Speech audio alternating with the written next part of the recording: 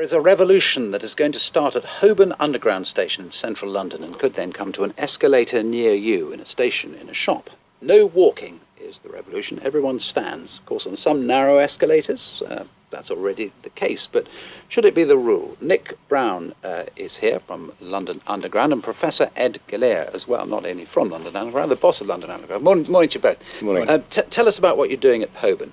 What we're doing is following up a trial we did last year where we're seeking to move more people through the station quicker. Holborn's one of our busiest stations, over 50 million people use it a year, and instead of having some of the crowding at the foot of the escalator, by having people standing next to each other and moving up the escalator sequentially, supported and assisted by our staff, we will move people through the station quicker.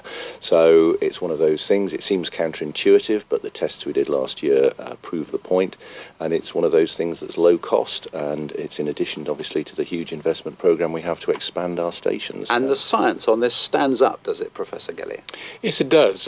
We suggested doing something along these lines back in 2009, based on the studies of our computer simulations, which we supported by going to London Underground and making measurements on how people use escalators.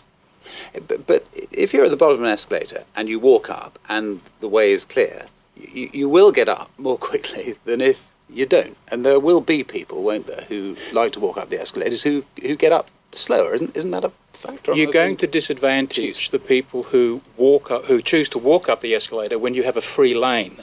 But for the vast majority of people, it's going to be a lot quicker. And in fact, according to our simulations, for one escalator alone and for one train load of people, about 400 people trying to use an escalator, we calculate you save 1 person day per load of wasted time. But you are speeding up the slow coaches, Nick Brown, and you accept that some people who like to leap up the escalator at Holborn won't be able to. Well, when we did the trial, I had a few letters from people who wanted to zip up the escalator, as you say, but for the greater good, this will move more people in a period of time. You know, almost 30% improvement in flow in one of the highest escalators we have on London Underground, and you know, for the majority of our passengers, this will represent an improvement at Holborn. And it's just what are you going to say about when to do it? What signs are you going to have? Is it going to be all the time or just when it's crowded?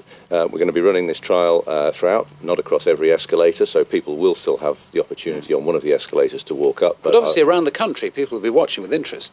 Well, our escalators do go a little quicker than in many shopping centres, so we're good at moving people, but of course our staff will be on hand. They ran the trial last year, and a lot of their comments and a lot of the comments of the passengers have gone into the signage, some of the more overt and some of the more subtle clues that will help this longer trial, I'm sure, prove a great success as well. Professor Galea, you've conducted very extensive research on human movement behaviour on escalators, and actually not just in Britain, right around the world. Is there other cultural differences? Is it something we've just got to get used to changing our minds on? Nick Brown is nodding his head. Well, there are all sorts of cultural influences that dictate how we use escalators, and people in different countries will stand on different sides, and there'll be a different proportion of people using escalators. But a really interesting observation we made, one of the first studies we did was in Shanghai in China, and what we found there on really busy escalators, there was no etiquette and everyone rode the escalator. And we originally, when we saw this back in 2008, we put this down to a cultural difference.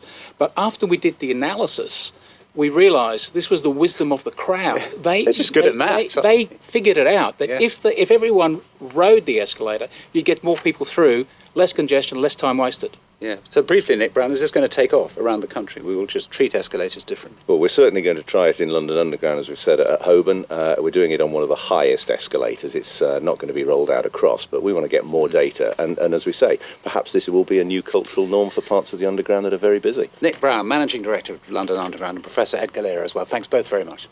It's now